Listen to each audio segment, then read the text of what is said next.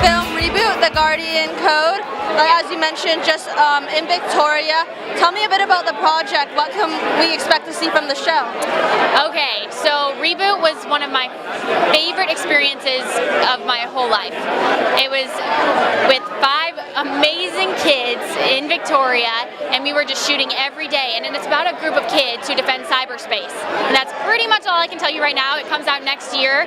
We don't even know when yet, but expect epicness because I love it so much. And it was based off of the 1994 animated series, so did you go back and kind of watch that, get a feel for, you know, this environment, what this plot is like?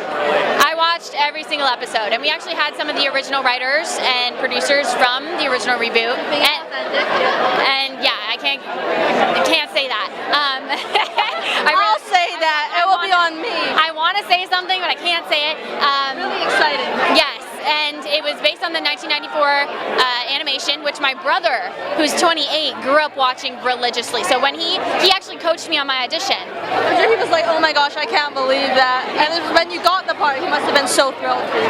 He was so thrilled, and he really helped me with the comedic beats and finding the shifts in the scene. So my brother had a huge part in getting me this job.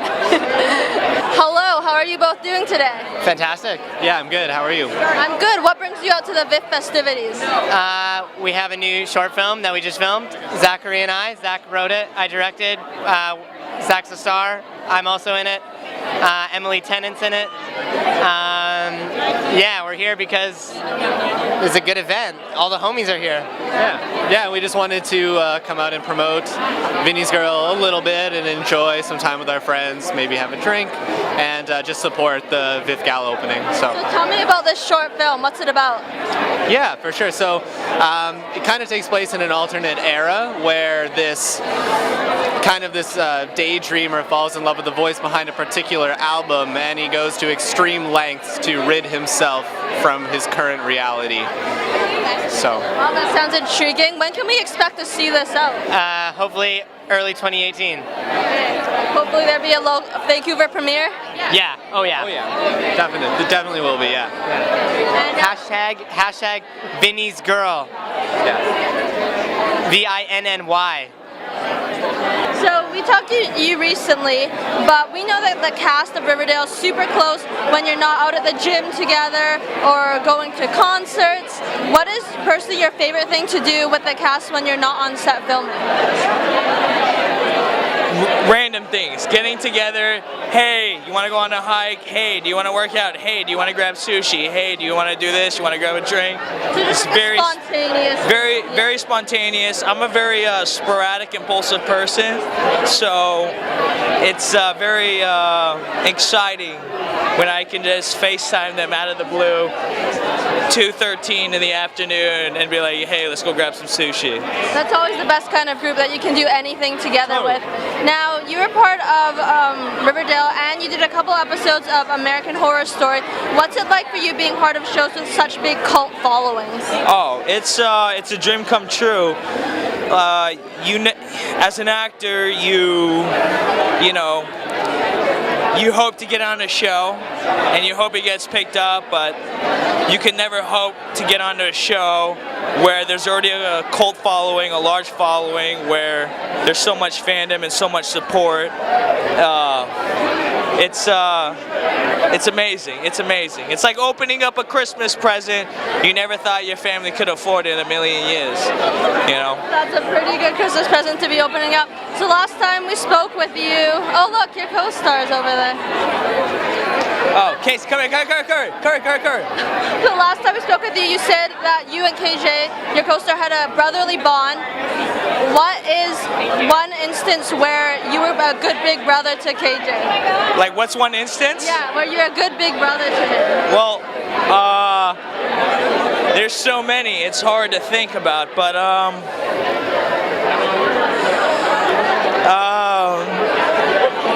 I think when it comes to advice in the dating world, Okay. As a big brother, You're the guy to go. KJ comes to me as is Hyung. I'm his big brother. He seeks advice Okay. from me.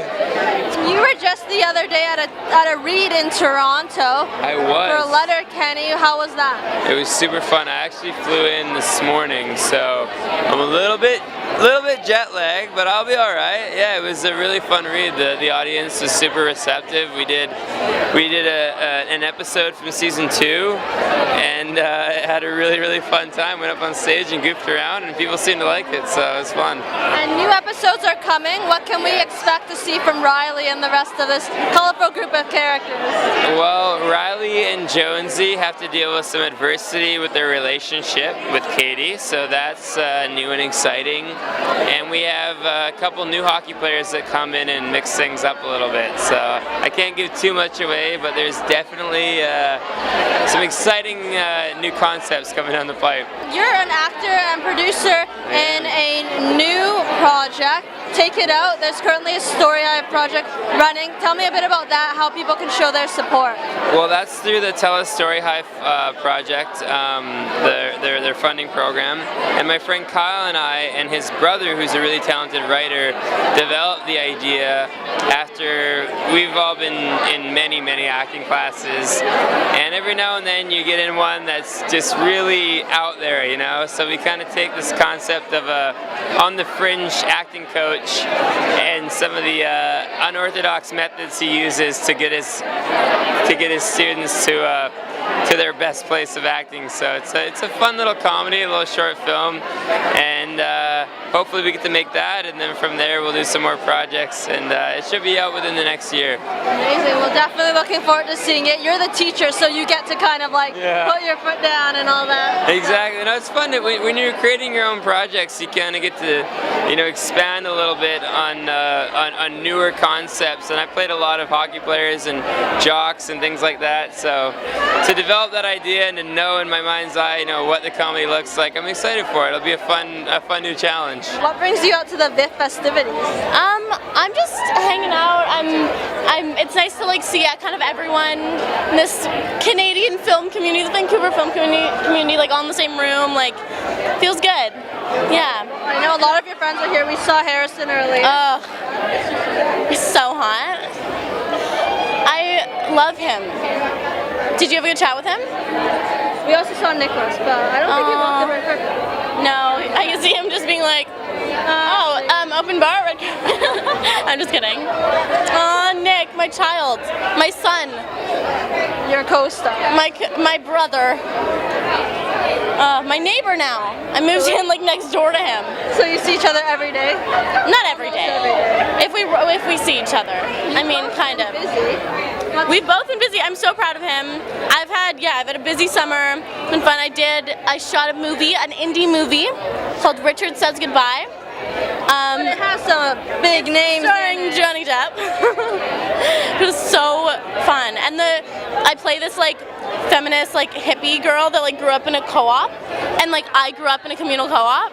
So not too far away. No, it was weird, it was, my friends making fun of me. They're oh, that'll be a stretch for you. So how was filming? It was so great. The script is so beautiful. I almost swore, but I didn't. I'm very grateful to be a part of that.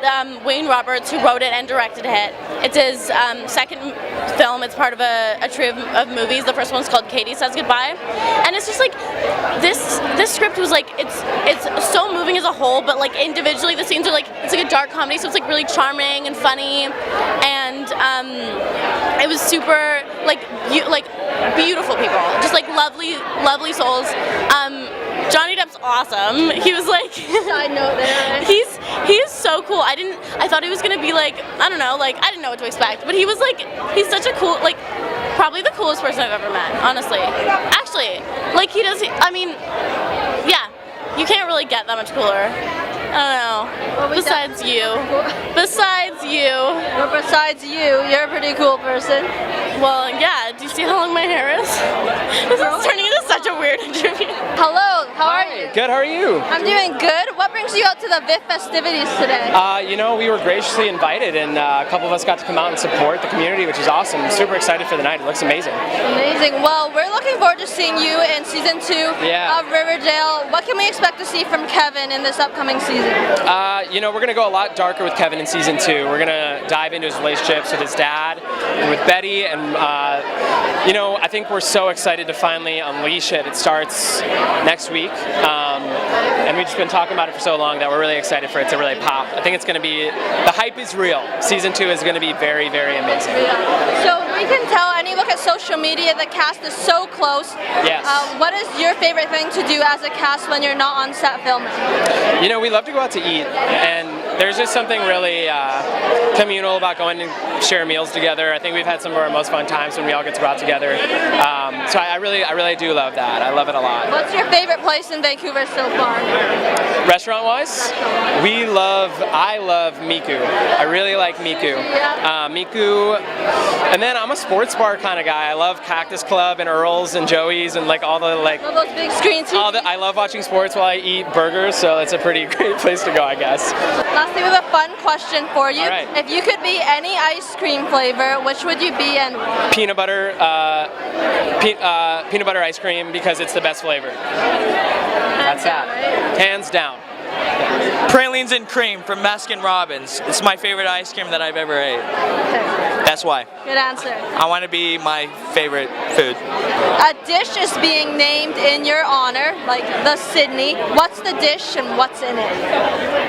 Okay, it's being named in my honor. So my family is from Nova Scotia, and one of these classic dishes that my grandmother would always make is called pork pie. It's basically a little pastry with date in the middle and icing on top, and it's basically like a date bar in a cup form.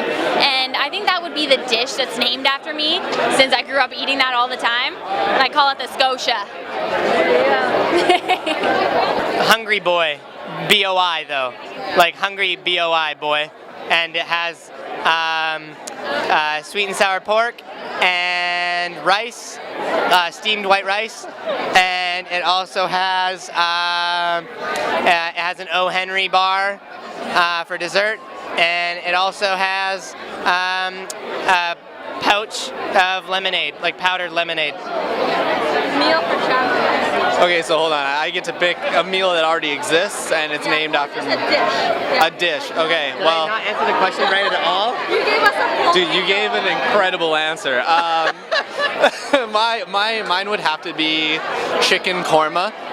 Indian food is my favorite. So if they wanted to dedicate the chicken korma to me, I would be honored. That would be an honor.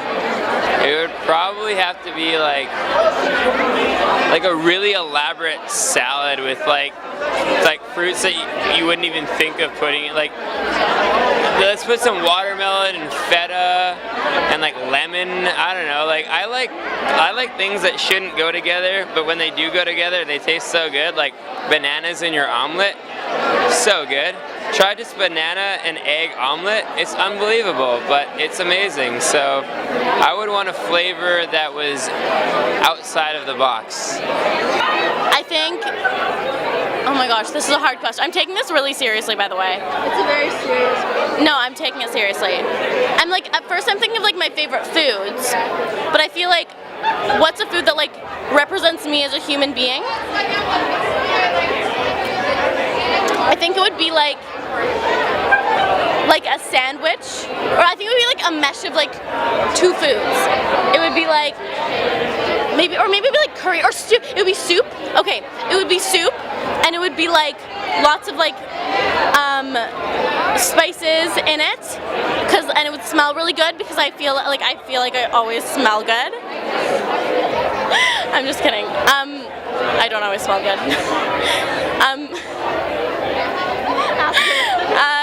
And it would have veggies and potatoes in it, and I don't know. I think That sounds like a good soup. Comfort food. like, yeah, it'd be like comfort food. Exactly. It would be like comfort food that like, but like not like you wouldn't like, not like mac and cheese where you like feel sick after eating it. It's like comfort food where you're like a little lightness. yeah, not refreshing. refreshing, but like hearty, like a hearty soup. The Matreya. I am Matreya, and I am a hearty soup.